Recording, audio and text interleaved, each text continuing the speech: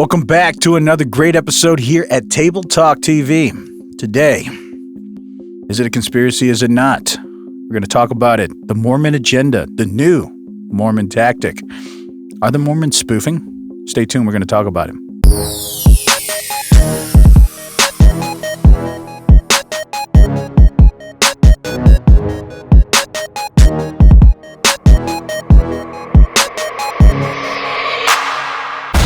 So, colleague, what is this? What is this? Is it a conspiracy? Is it an agenda?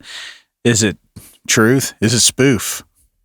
Well, they're at it again. Oh, no. Tell us more. The Mormons are mourning. Yeah, they're morming. We've all heard the phrase, haters gonna hate and Mormons gonna morm. Well, they're doing it again. Are they morming? Yes. Okay. So what they're doing, and I'm sure you guys have seen it as much as I have, I'll play some clips for you all just so you can see exactly what I'm talking about. Excellent. Lest you be left in the dark. We don't want to. I know. Let that light shine.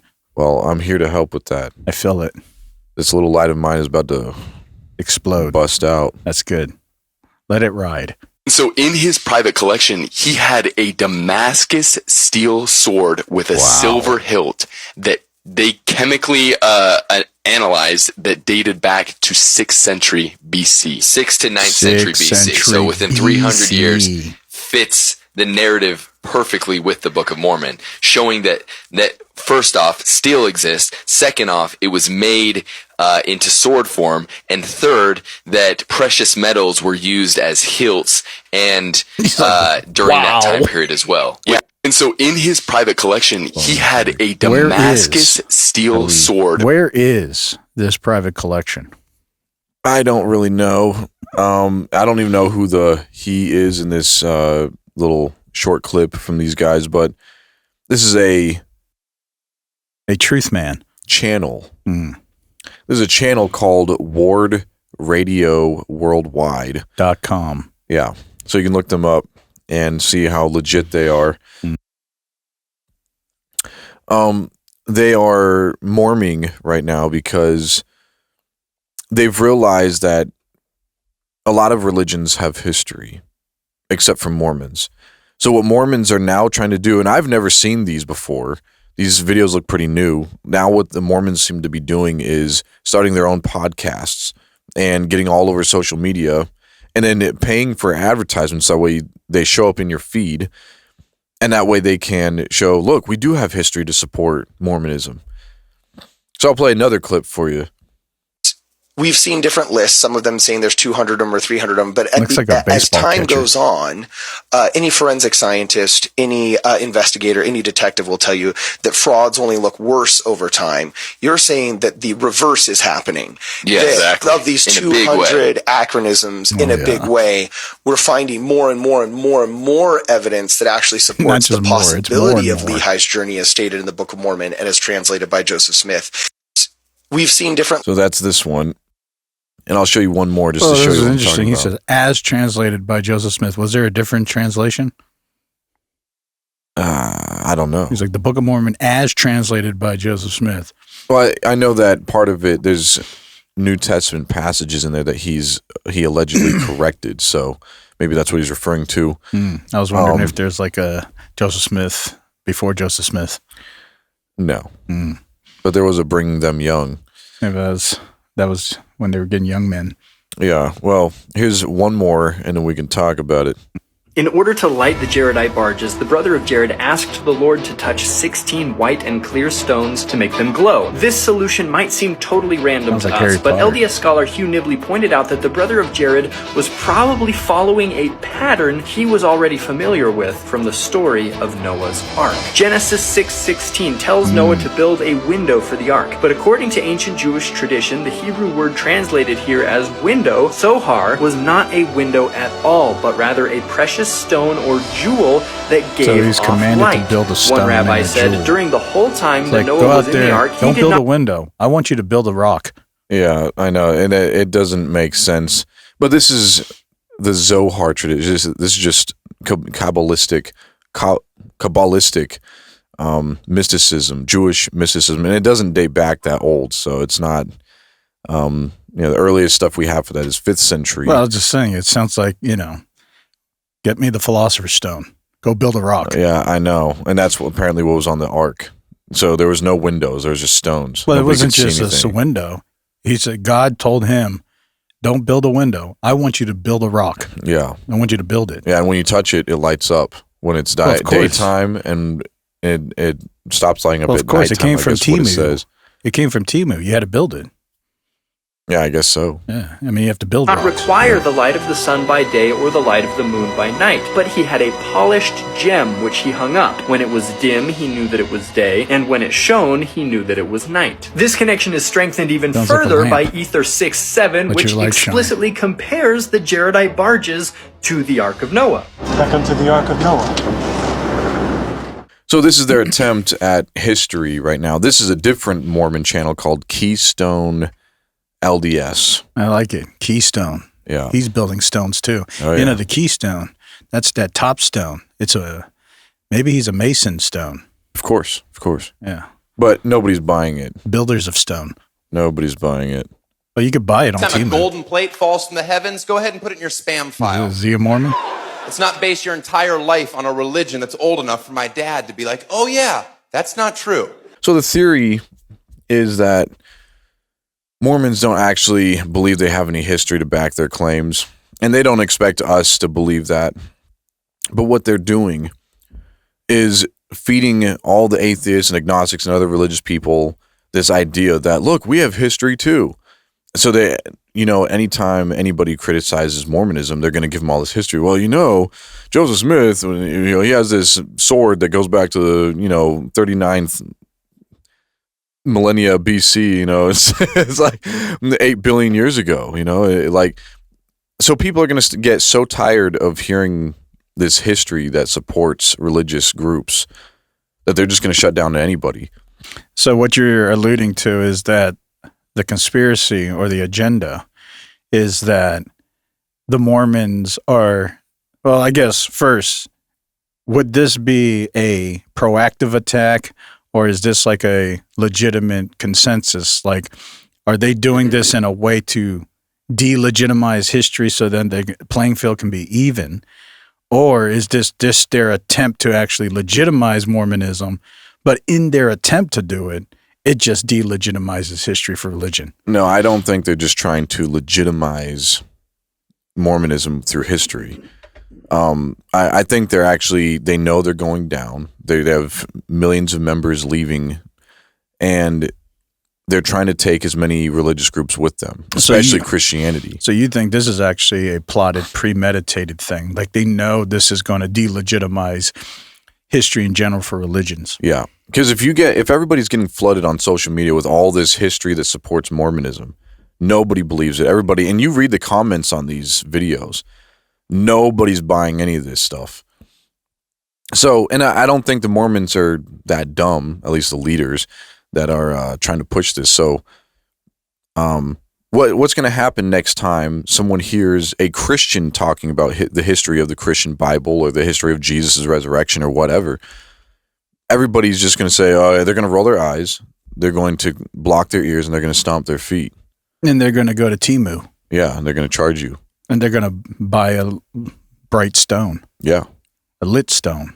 Yeah. One that shines the Jareth barges. Yeah.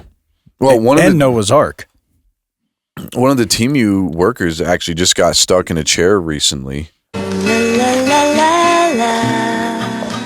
wonder if this dates back to the 6th century BC. I think it dates back to 6 o'clock this morning. Well, the Chinese people, they have a large history. Yeah. Shops where you go and you sweat. Oh, yeah. Well, they've been sweating for a while. If Mormons can't get people through history, another attempt is through women and trying to have women explain, because they know that it's a patriarchal system, specifically white patriarchal system. So they have these white women going on and trying to defend their faith too on TikTok. heard the concerning claim that the Church of Jesus Christ of Latter-day Saints only gives its members the illusion of choice while really manipulating them into conformity by using peer pressure or the fear of losing your salvation or losing your eternal family. Here's the thing, though. I don't think your freedom to choose is undermined by explaining the possible effects of your choice, nor is this unique to the church. Whether you're a vegan, a Republican, an LGBTQ activist, or even a Star Trek enthusiast, if you've found a way of life or a worldview that you passionately believe in, I don't think there's anything inherently wrong or constricting about our... And don't say hello, 'cause I got high again and forgot to fold my clothes. Check out Temu.com. You told me get a job and you asked where the hell I've been. And I'm too perfect till I don't wanna go back to finding lights for $1.99. And scene. Well, I wonder if they've ever heard of Vatican II. See, Vatican II is where a lot of the Catholics get the same rhetoric, which is if you ask a bishop directly, do you have to believe in Jesus Christ to get to heaven? They'll say, well, it's based on your conscience.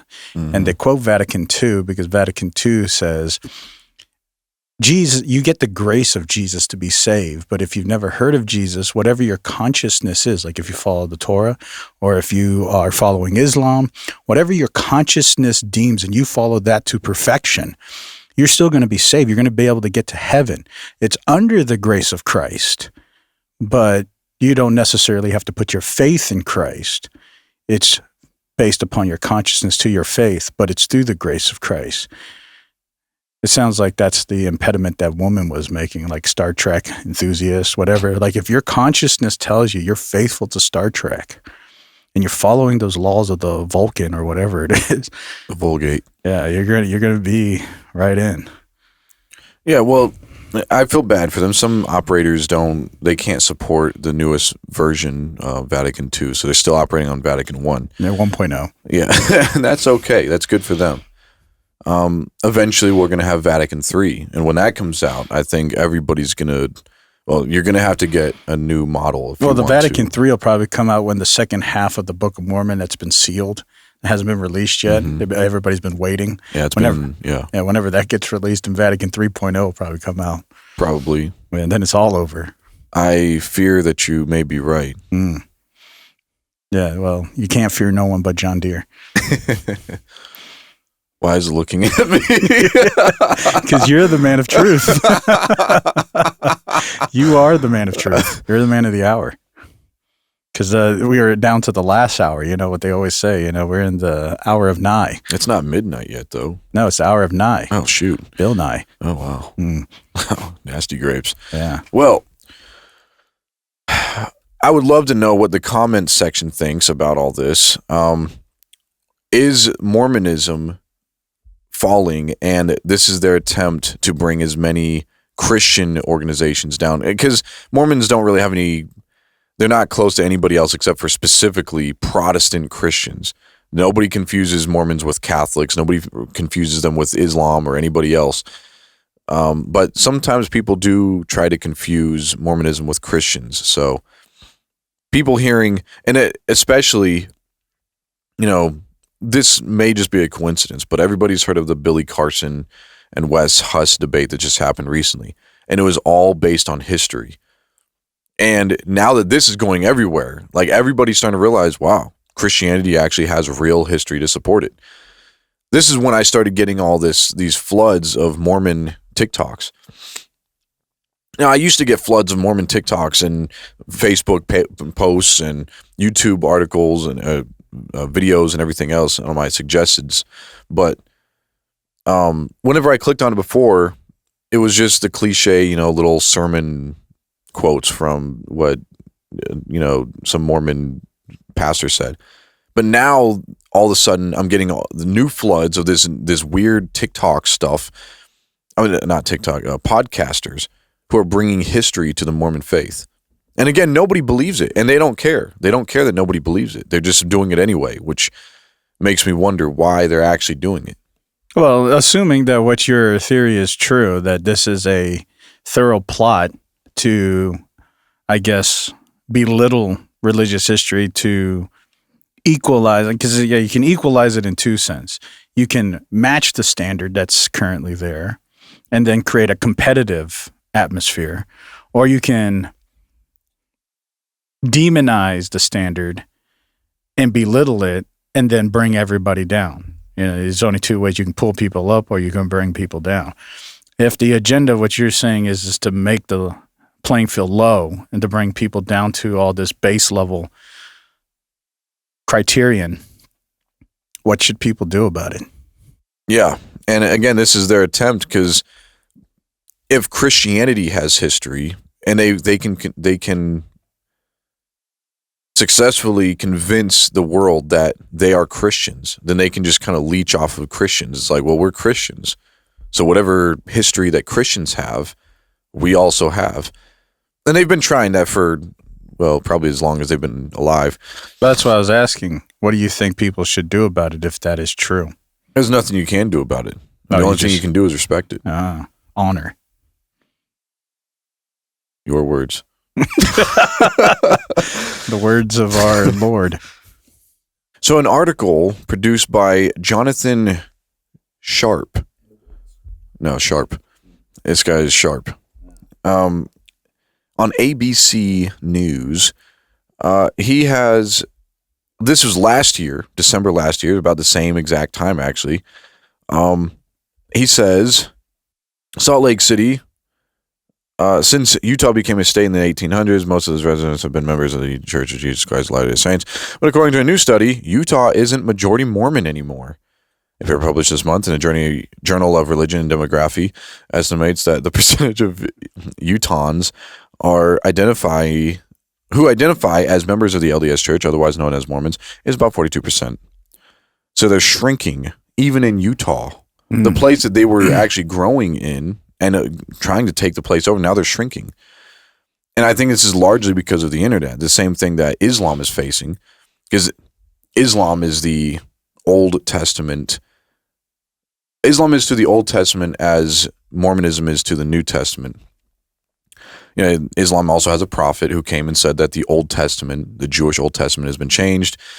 Mormonism has the same thing, but Joseph Smith was the prophet who said the New Testament's been changed. It's basically just a repackaged religion. But people on the... Oh, my voice cracked. People on the... Excuse me.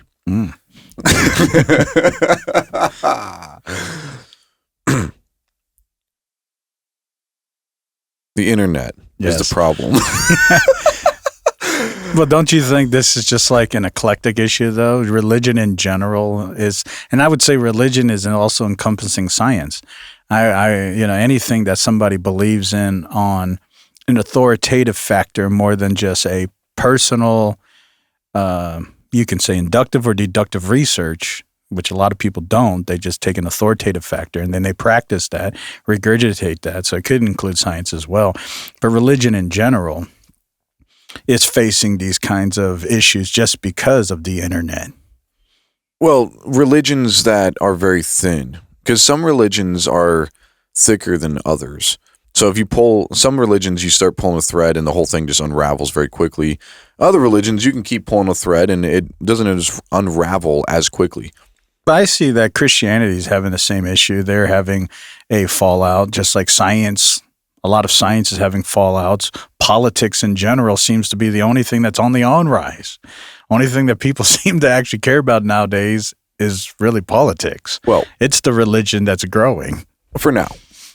Well, of course, yeah, everything shifts over time. But when you said the internet, I was like, it's just not that. It seems like the internet is really impacting everybody. I'm not saying that people don't lose their faith in atheism or Christianity or whatever else on the internet. What I'm saying is that people are beginning to talk. And we all know what happens when they talk. Yeah, I do too. Yeah. So the donkeys start watching baby steps. Christianity specifically has history to back it. Now, it's subjective history, but there's history. You can interpret the evidence for in different ways, but it's still there. N.T. Wright wrote a massive book on the evidence in history for the resurrection that even has agnostic and atheist scholars, historians, questioning maybe Jesus did actually rise again. Now, of course, it's not enough evidence to sway them, and that's okay. At least there is evidence. And you can interpret the evidence however you want. But that's the problem with history. I mean, you just need evidence. That's the thing. You don't have evidence with Islam or Mormonism. Now, Mormons, not Islam, but Mormons themselves, they believe in the resurrection of Christ, right? To an extent, they have different views of that even because Joseph Smith, their prophet, came and reinterpreted most of the New Testament, specifically the Gospel of Matthew and others. But they don't deny the resurrection of Christ, do they? No. All right. So at least they're on that playing field of history. Yeah, but that's not theirs. That's not their history. That's Christian history. Mormons have a different. They're just a whole different religion. So they just borrowed from a pre-existing religious history. So of course, yes, the history for that religion is going to be intact. For so that would religion. you consider Mormons like a subsidy, like a break off? Yeah, sure. But that's a whole nother conversation. I'm just saying Mormons don't just not have history. It's not like they don't have history. It's actually the history is contrary to what they believe. It's actually contrary to what we do know about history. So you're saying the stuff that they're acknowledging in the Book of Mormon is the history that they're having a hard time proving. Yeah. And then the fact that the Book of Mormon, no Mormons actually believe it anymore because most of it is racist, sexist, and polygamist. I mean, it's all the ists out there. Well, they do have an open canon, don't they? So their apostles, current apostles and prophets, they have subject to change. Wasn't it in like 1976 or 77 or something where they changed it because, wasn't it the Lamanites where they were dark-skinned and they had to reinterpret that to allow the inclusion of more dark-skinned people? Yeah, but, if you change a religion too much to where the original religion wouldn't even recognize the modern religion anymore, like they're completely two different religions, and it's hard to trust anything at that point. The beginning of Mormonism looks a lot different, and that's why nobody wants to claim it. Anybody even claiming one of those tenets in the Book of Mormon, they're called a fundamentalist Mormon. And again, it's just like Islam. Islam, again, has no history to back. In fact, they have history going contrary to the Quran. Their claim is that the Quran has never been changed. And most Islamic adherents are unaware that there's multiple versions of the Quran. They don't even know. Even today, most Islam scholars, it's not something that's even debated. Islam has different versions of the Quran. But because most adherents to Islam, most Muslims, I don't know why I keep saying, most Muslims, they're only aware of the one Quran translation that's in the Dome of the Rock right now. So, but they're just unaware. So my point is the internet is shedding light on all this information. So religions that are completely contrary to history and science and everything else we know, those religions are suffering a lot of loss these days. So what would be your recommendation to the Mormons if they're listening right now? I don't think they're going to be listening to this, but the same recommendation that anybody has, like you just got to keep trucking. Yeah, I mean, they've heard it all. They don't believe in their own Book of Mormon anymore. They just press harder. They just need to value history, I guess, search for truth. Well, if their agenda's working, and like if it's working, like they're pushing it out and they got the money to do it, clearly, they're probably up there with the Vatican when it comes to money. So if they got the money to push it out and they're making these podcasts and they're going to start taking over the internet and they're going to saturate it all with this to try to, according to this agenda you're saying, is to level the field, then the only people that are really going to suffer then are going to be the ones who are fighting for archaeological and legitimate history. And if that's the case, So then the other question is what can Christians do? Well, there's nothing anybody can do. At least we could be aware. So I mean, that's really all we can do is just be aware that Mormons are purposely trying to claim history, and they're giving all this pseudo historical evidence, as we saw. There is many more videos.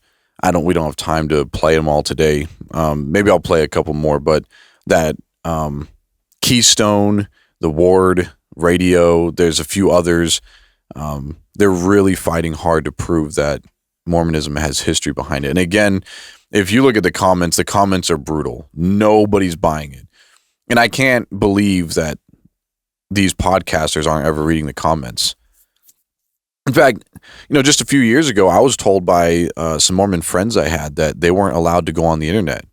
They weren't allowed to go on YouTube. There was a specific app that they had to download, and that's where they got all their content on the internet. So they go through this app, and it filters all the stuff out for them. It's almost like some kind of torrid or like a censorship. Yeah, like a proxy. Yeah. So you go on there, and then you search for whatever you want to search, and it will give you what it wants to give you. That's some real faithfulness, because it's easy just to open up Google Chrome. What prevents them from that's like like you got to really be disciplined.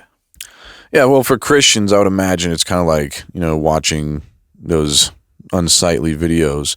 I'm a porn? Yeah. I was trying not to say. I didn't want to I know that was demonetizable or whatever. No. But yeah, that's what I was trying to. You mean porn? Yeah. Yeah, so Christians, they will, and they're like, oh no, I know I shouldn't do this. I know I shouldn't, and they feel bad when they do it and all that. Mormons probably do the same thing if they open up Google Chrome or Firefox or Edge or whatever. It's like this weird guilty pleasure, and then they'll stop, and they'll probably go confess their elders. I learned all this stuff, but I know it's fake because it comes from the world. The only one with the real truth is the Mormon Church. So even if they accidentally catch something on the news or whatever, they just probably view it all as that's fake. All of it's a lie, except for my browser, the Mormon browser. Well, it gets tough when people go to college. Even if you go to Brigham Young University, you're subject to the normality of education there too. And so, everybody at some point, you can live in the matrix like Plato's cave so long, but there's always going to be the question, are these shadows really 10-foot men? And one day you're going to turn around and look, and if your eyes see that they're just little men, you can't erase that. Well, sir, you can't. And so at some point, and maybe that's the point. The internet is making people exposed to Plato's cave or the shadows of the cave. Yeah, and that's what I'm saying. Like, there's a lot of evidence out there against Christianity, but then there's also a lot of evidence for Christianity.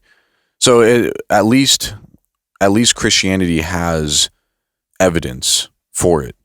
But yeah, when you come across something like Mormonism or Islam, this is why so many people are leaving those two faiths today, because there's just no evidence. There's nothing even to interpret. And again, I can't stress enough, there's not even just no evidence. There is evidence, but it's contrary. It actually goes against what Mormons and Islam says. And it's only a matter of time before everybody finds it out. And everybody that does find out, well, they end up like those people. So there's another video I'm going to play. For those of you who don't know who Bart Ehrman is a tenured professor at the University of North Carolina. And these Mormons, the Ward Radio on TikTok, has gotten a hold of a short clip of Bart Ehrman's debate against a Christian scholar named Justin Bass. And in that debate, Bart Ehrman is trying to compare Christianity to Mormonism. There's witnesses for Jesus' resurrection. There was 11 or 12 witnesses for his resurrection, and the Mormons have 11 witnesses of Joseph Smith. So Bart Ehrman is asking this Justin Bass scholar what is the difference between Christians and Mormons? Why is the Christian faith supportable in history and the Mormon faith is not? This Justin Bass scholar is not Mormon. He thinks Mormonism is absolutely a hoax because, again, there's history going contrary to what they say.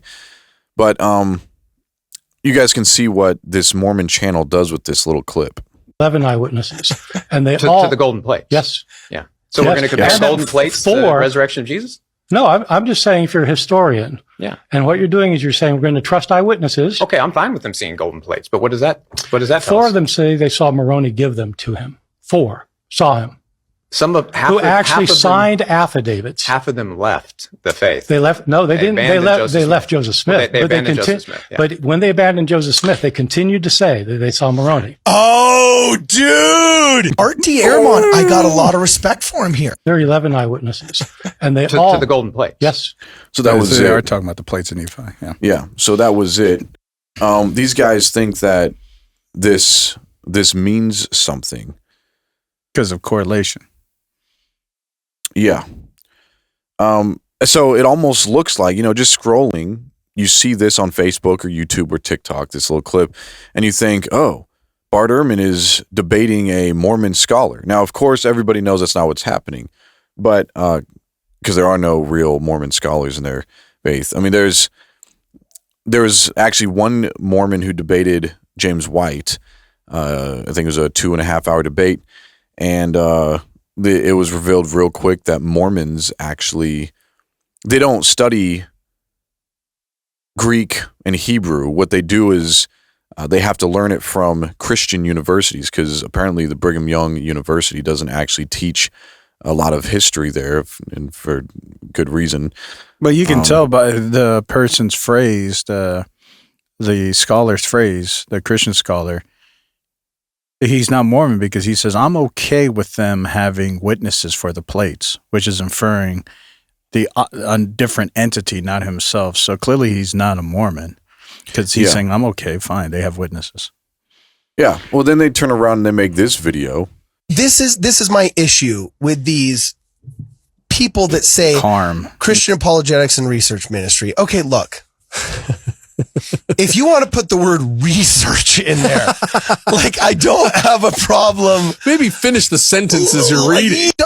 It's like when Mike Winger tried to say 7 just factually wrong things about us in that 121 Questions episode to the evangelical youth.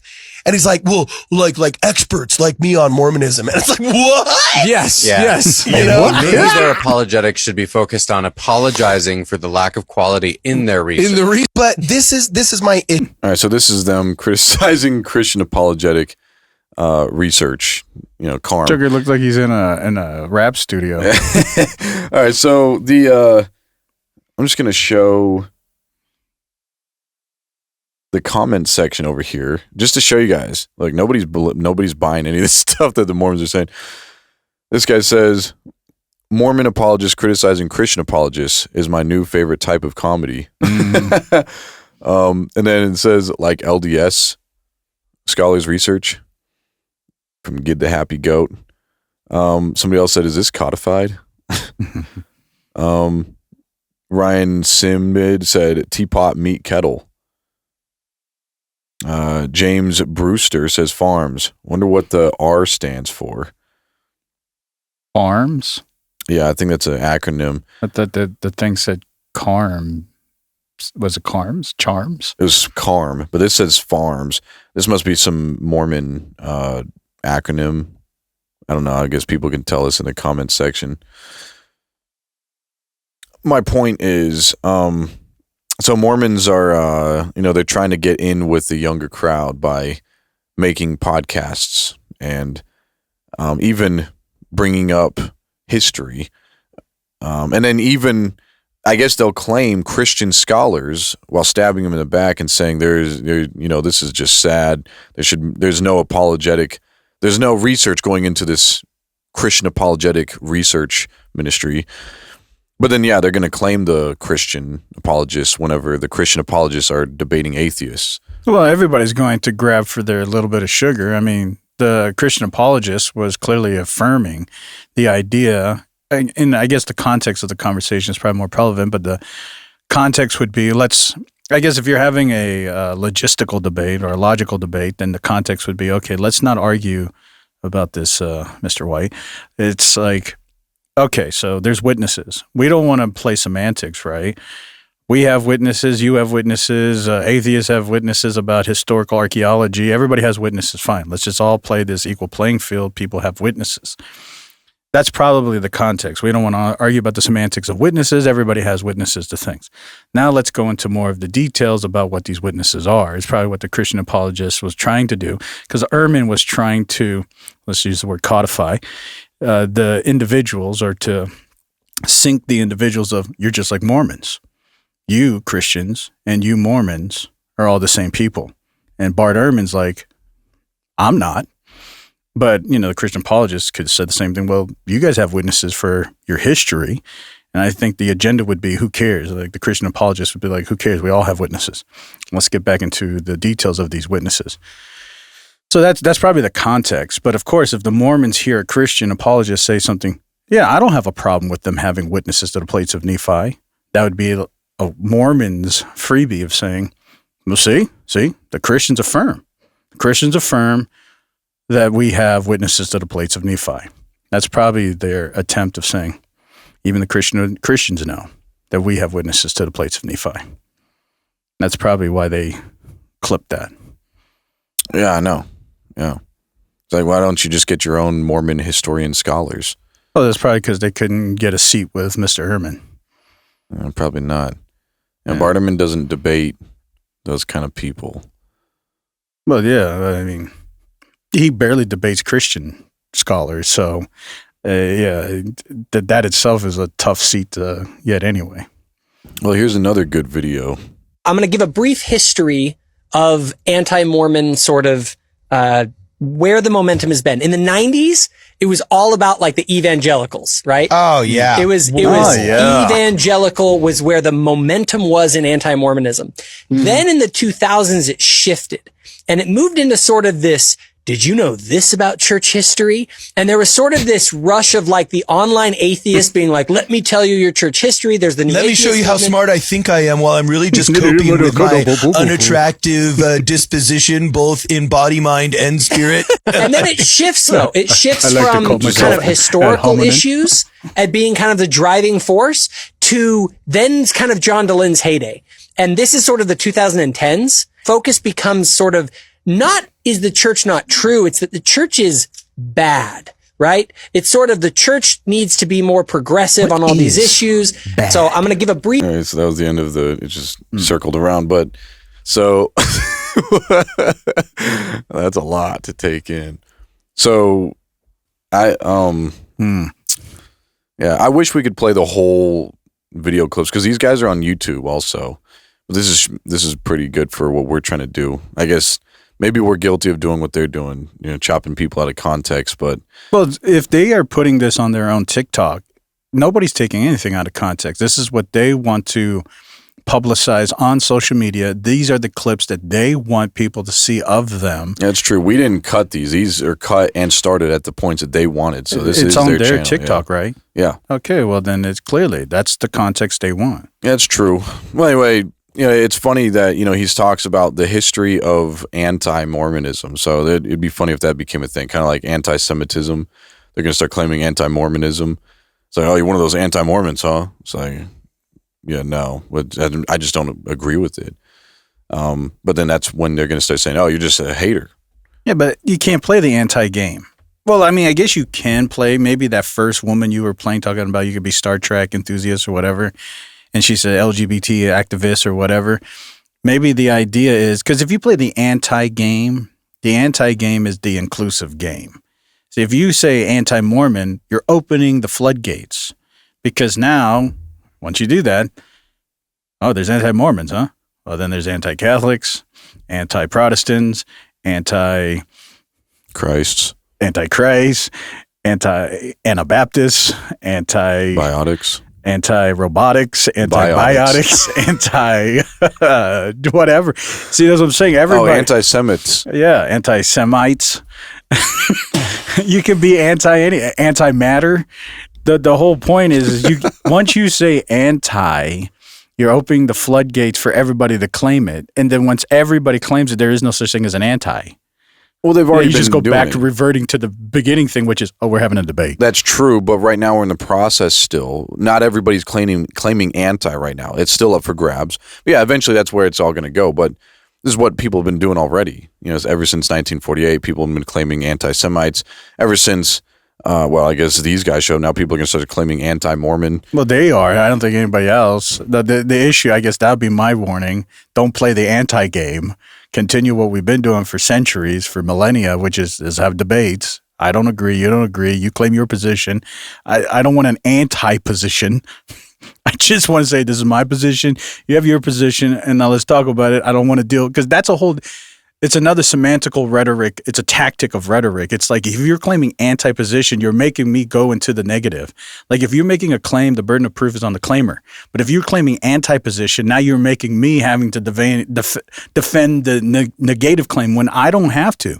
You're making the claim, so I'm just rebutting your claim. But if you're saying, oh, you're anti, now you're putting a claim on the negative. That's not how it works. And so when you get sucked into the anti-game, you're getting trapped in a game of rhetoric. Yep. And so I just say, don't play the anti-game. Just go back to debate. Yeah, but this is all they have. So if you notice in this clip that, again, like you pointed out, they cut this clip. They started it and cut the clip. He's like, let me give you a brief history of, anti-Mormonism. It's like, okay. I mean, it can't be that far away because Mormonism itself isn't that old. So it's like, all right, let's start back to yesterday, okay? It's like... that's a brief history because the history itself is brief. Yeah. It's like, how brief can you get on a brief? But people just have to think about it. If they're saying there's a history called anti-Mormonism, the illusion is that they're claiming the fact that they predate. Because if a Mormon is saying they are a Christian, and then there's Protestants who are usually, they're going to say are the anti-Mormons. But then Joseph Smith comes along in 1817 or so. This is way after 1531. So in the idea of who's anti-who, it's the later date people are the anti-Protestants. But when they play the game of anti-Mormons, this is why I'm saying you can't get sucked into the rhetoric because now when you do, you're accepting that their claim is that you guys are the anti, but now you're going to be going in a backwards claim, and that you can't prove that. And it's just a stupid game. You can't play anti-games. Yeah. I mean, it's a good game of rhetoric if you can get people to argue about anti. Yeah, I can feel it now. This is what I'm saying. Like they're trying to equip their Mormon people because I'm guessing Mormons are on TikTok now. And if they're not, then this is strictly for us Gentile people, us anti-Mormons out in the world. And if this is, then I mean, I don't know, but I would hope. I think this would be a lot more beneficial if they would let Mormons on TikTok. Because Mormons could use this stuff. This is good rhetoric. They could use all this history stuff. I mean, it's not real history. Like, again, the first video we showed about that sword dating back to the Damascus sword going back to the 6th BC. Yeah, 6th century BC. It was like, that doesn't prove anything. Somebody has a 6th century BC. Private collection? Yeah, it's like, what does that prove? But because they're going into history itself and they're Mormon, it just sounds like Mormonism has history. Well, I mean, if it's so great and so real, let all of us, let all the actual scientists do some carbon dating, all these dating, everything they'd use with normal archaeological research. Put it out there, take it out of your private collection, and let us all verify it. And if it is, right? It is what it is. But let's say we can prove that this sword goes back to the 16th century, 6th century BC. Mm-hmm. What does it prove? It's like, so you have a Damascus sword that doesn't prove Mormonism, doesn't prove anything. Well, Joseph Smith doesn't prove nothing. Maybe it doesn't, because there's always a narrative to every archaeology, right? Like there's a story behind every piece. Fine. But at least one thing you can say. At least now you can claim one thing. It's better than claiming no things. At least you can say, at least we have archaeological evidence as a universal scholarly consensus that whatever this is a Damascus sword dating back to the 6th century BC. At least that's something. Right now, there's nothing. There's just this arbitrary myth of somebody's private collection of some just arbitrary podcaster saying there's this arbitrary man who has this arbitrary sword of myth. I'm just trying to say, it's like me saying, pink unicorns exist. And, I have in my possession, I have a collection of historical artifacts, some of which go back to the 6th century BC. I have this, Buddhist statue that goes back to the 5th century BC. Or this glowing rock. Yeah, I have this rock that glows that goes back to the 3rd century BC. I have a centurion helmet that goes back to the 4th century BC in my private collection. It's like, okay, well, how does that prove unicorns are real? Well, because I believe unicorns are real, and I have these things in my private collection. Like that's the only connection between history. That they have some kind of method of proving the myth, because like I say, every archaeology has a myth to it. Like there's no myth to prove. You have a sword that goes back to 6th century BC. What? There's no myth behind it. That's just history. That's cool. What I'm saying, every archaeology has a myth to it. Like there's a story behind every piece of history.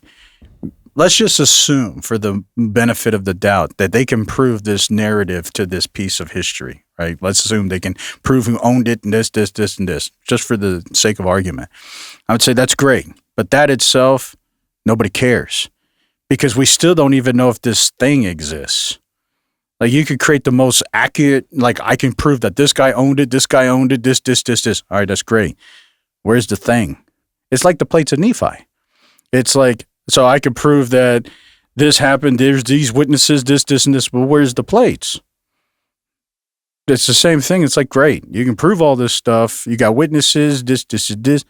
We still need the sword. Let us look at the sword.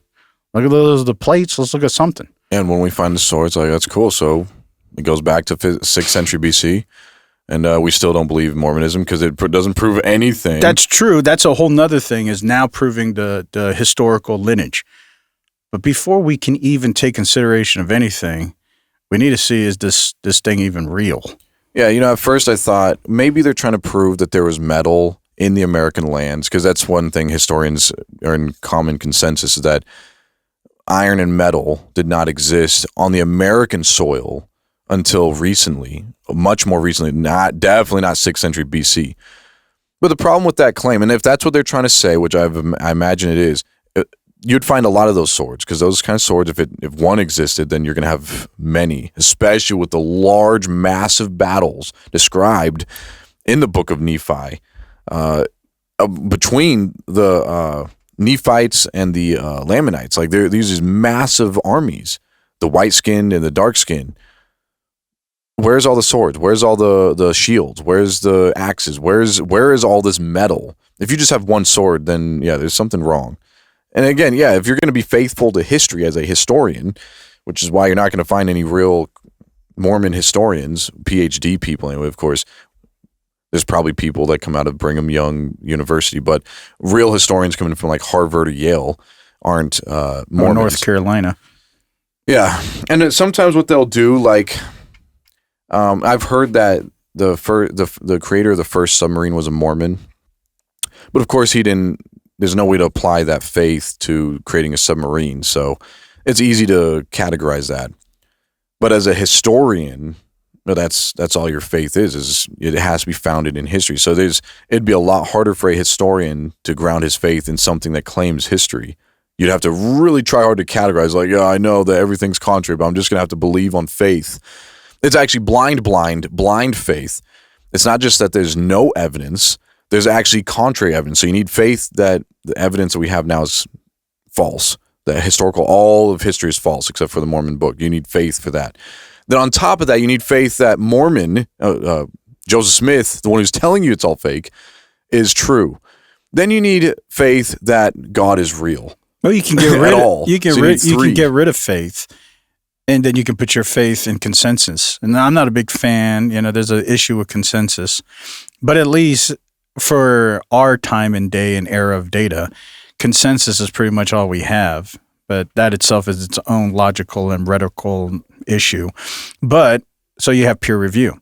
So at the end of the day, even though I'm putting it, I have an issue with the consensus of peer review. That's all we have right now.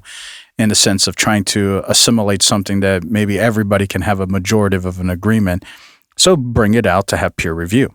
And then you can get rid of some of the arbitrary faith. There's still faith, but now you can get rid of arbitrary faith if you allow everything to be peer reviewed.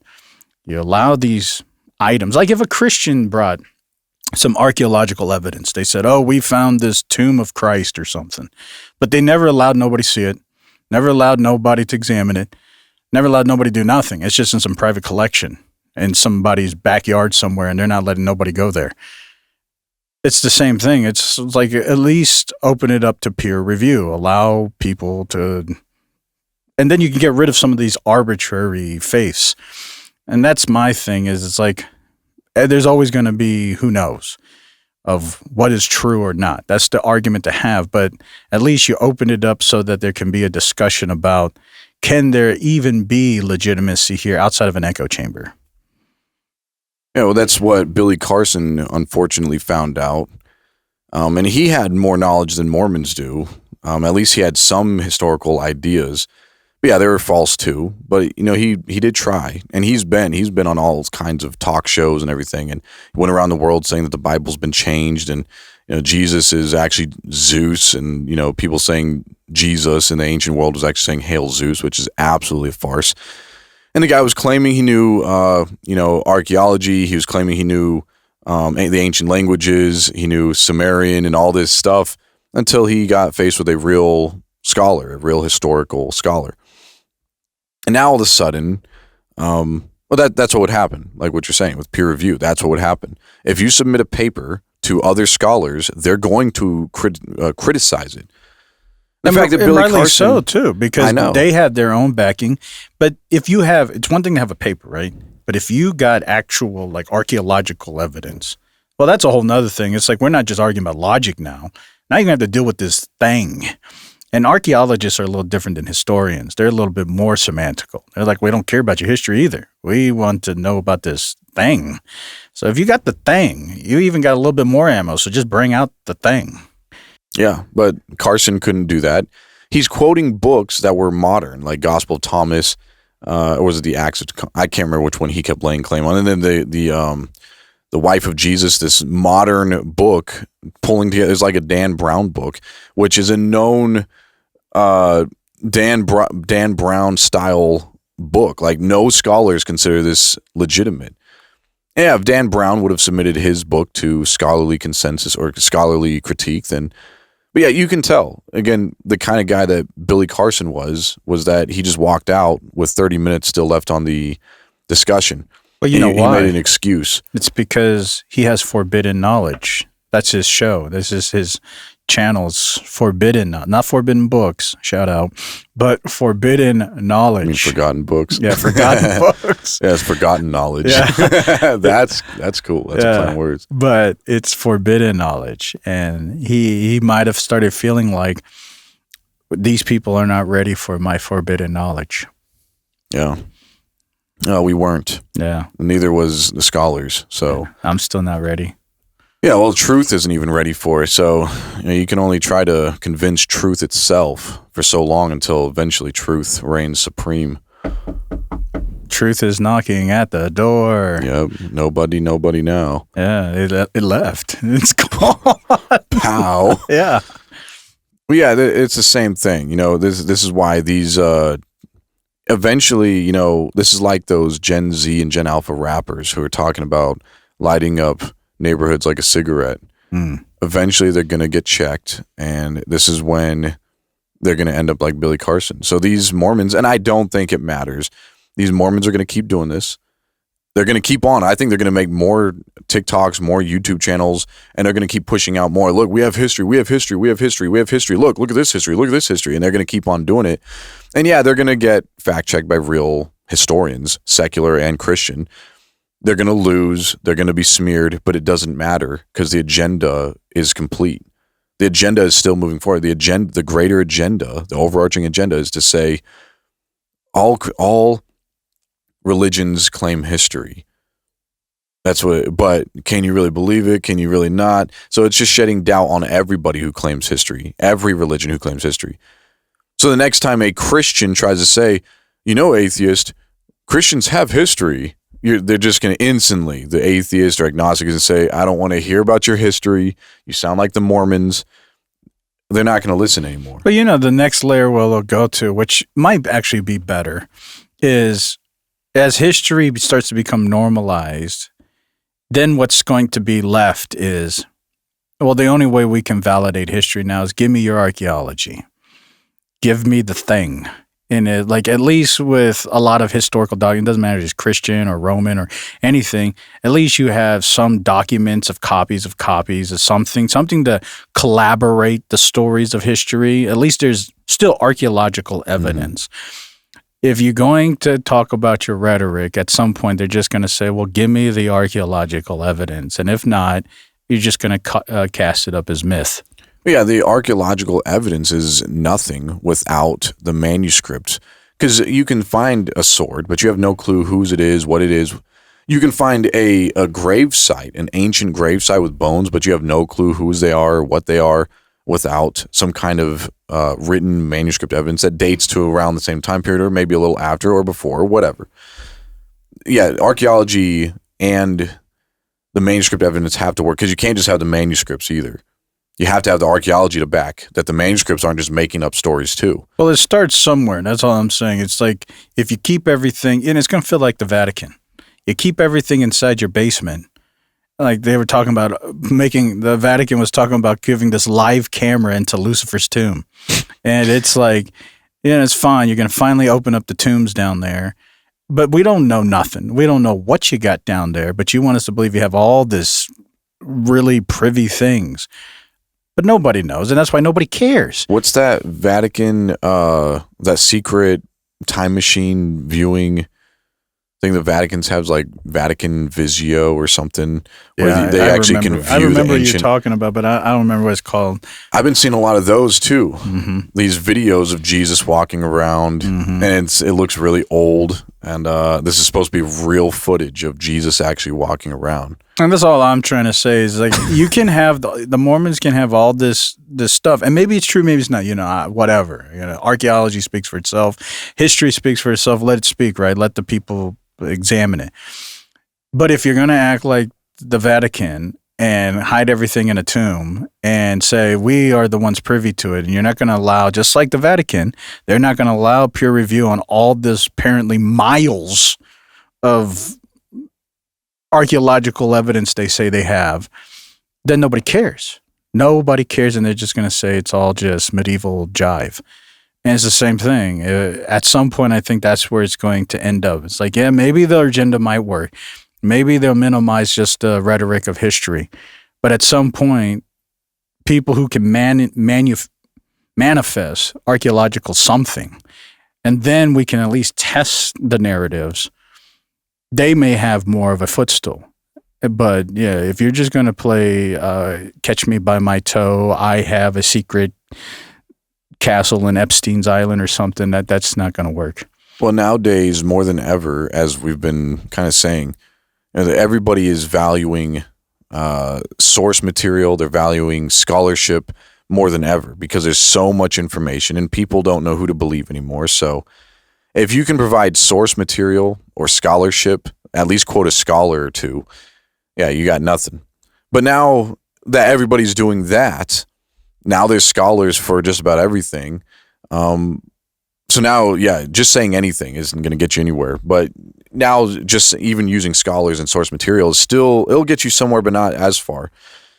But now the Mormons, again, I have to keep repeating this, but it seems like they're just using all of it. They're saying, look, yes, everybody's got scholars to back their historical claims. Everybody, even us. So yeah, if you're not going to believe the Christians, or if you believe the Christians, why not believe us? And if you believe the Hindu, then why not believe us? And we got our history claims too, our scholars and all this stuff. Even though they're just quoting like either pseudo scholars from Brigham Young, or they're quoting Christian scholars and trying to claim them as their own. It's like, look, see, this Christian scholar says that Jesus' resurrection. Look what N.T. Wright says, Jesus' resurrection, and that's just like what the Book of Mormon says. It's like, until we end up in America. And you find out that N.T. Wright I'm is talking English. about until Jesus arrives in America. Well, yeah, but that's what I'm saying. You know, it's all fine and dandy until Jesus arrives in America. That's when, you know, the archaeology, history, documents, that's when things, you have to go back. Oh, it's kind of like the window in Noah's Ark with the glowing stones. You know, we were quoting ancient Jewish documents. It's like, you know, the Zohar, the Kabbalistic literature goes way back before Mormonism, and it's not going to agree. It's like, why are you taking that part and not everything else? I guarantee you it's not going to agree with anything in the Book of Mormon. They did not believe that human beings were gods. I'm saying if Jesus showed up here and all of that, there needs to be at least some kind of ancient documents predating these plates. Yeah, the sword.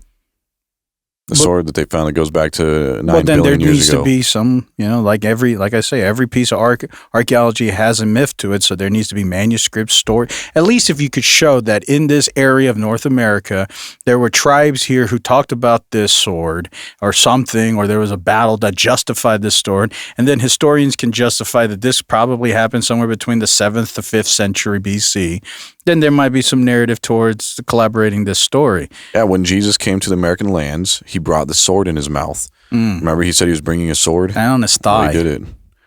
Well, yeah, there was a tattoo, but that wasn't later. You just take it off. He didn't need to. It was in his mouth. Well, it's like a pirate. You know, when a pirate climbs, he puts the sword in his mouth. It's the incarnate. It's the incarnate sword. It's the pre-incarnate sword because this is a 6th century BC. Yes. Yeah, so this was the pre-incarnate sword on his thigh. Yeah, I guess we can check what the Greek actually says. Did Jesus say he was bringing a sword currently, like present, active, or did he, like, was it a past tense perfect, like, I already brought the sword 6 billion years ago. He's always coming with the sword. I brought it before the first amoeba was here, okay? It was the sword of Ziklag. Yeah. It's the sword of Zohar. Yeah. Well, you don't mess with the Zohar. Yeah, you don't mess with the zoos. Shout out to Adam. I'm not talking about the first one. I'm talking about Sandler. That's good because they're everywhere. Yeah, so is pizza. Adams. They're everywhere. Yeah, I call them pepperonis. Oh. Yeah, I was gonna show an example of what the Catholics are also doing. And again, this is not put up by the Catholic Church itself, but this is I've been seeing a lot of these too. I don't know why, and it's not because it's not these Mormon stuff and the Vatican stuff is not on my feed, my Facebook, my YouTube, my TikTok, and all the Instagram and all this because I'm watching this stuff. So I know it's not the algorithm. I actually usually scroll, but I keep on seeing it. Eventually, after a few months of seeing it, I finally stopped on one, or I clicked on Facebook. And I started listening to it, and I was like, this is what they've been trying to tell me this whole time, is that they are historically valid. And I started thinking, maybe this is what everybody's doing. They're just scrolling, like, Mormon stuff, the door knockers. But then as soon as they stop on one, they're like, oh, wow, Mormons have history. And for someone who doesn't know, they're like, oh, wow, that sounds legit. They got a sword. And it's like, wow, that's cool. Oh, wow, they have some of Jesus' hair in their jar or something in their basement. Wow, that's cool. It dates back to the 8 million years ago. Wow, that's cool. And it's like, wow, that was before Christ. But it's before the moon. Yeah, definitely before the moon. All right, so here is the Catholic version of what the Mormons are doing. Oh, the chronovision. Yeah, that's what it's visor. called. Yeah. Chronovisor. This looks like really poor level AI generation. And you know, how do we know that this isn't just AI generated in today's day? It actually sounds like that AI generated background music. Like you see it all the time where people make AI videos. I don't even know what I'm watching. This looks like the scene where Jesus makes a whip and but why does he look European? He's got a big nose, like a European long face. Yeah, he's got the long hair too. Well, he's got this elongated face. You know, those Middle Eastern people would have a shorter, rounder face, more flat, stubby, maybe a big nose, but more. But he has like a pale complexion. His clothes is pretty clean. Yeah. He definitely looks like Jimmy Cavallas or whatever his name was on The Passion of the Lord. This definitely doesn't feel like, this feels like a 1948 film that they just reconstructed to make it Chronovision. 1948 didn't have this kind of technology to be able to produce a stick like that. Yeah, you're right. It's 1922. Yeah. That's probably more accurate. And shout out to Woodrow Wilson. Yeah, but he's overturning the money changers right now. Boom. He's smashing it to bits. See? And then it goes crashing. Why does all this look more modern? Oh, that's a toilet plunger. This all looks really modern. Yeah, but then everybody starts grabbing at it.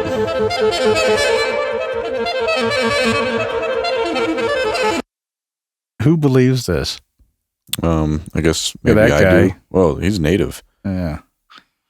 Shout out to the AI generators at OpenAI and Sora. And the Vatican number 2? Yeah, Vatican 2. Yeah. But Vatican 3 is coming soon. Yeah. As soon as the second half of the Book of Mormon gets released. Yeah. My processor actually just got updated. Yeah, it was a Windows 39. 11 actually. Yeah. So that's because it was -1. Well, yeah, but I had to get the hardware to be able to support the software. See, now when you get Windows 40, that's there. Malware. That's underwear. No, I clicked on a Windows 40 update, and it was malware. Well, shout out to Mal. Well, anyways, that's all the time we have for this week. Hopefully, you guys enjoyed Table Talk TV. Until next time, though, that is Colleague. And I am host of whatever this is that you want to call it. The host of hosts. Yes. Hostess. Not the most high, just high enough in this seat that you guys can see me. But until next time, this is Table Talk TV. We're signing out.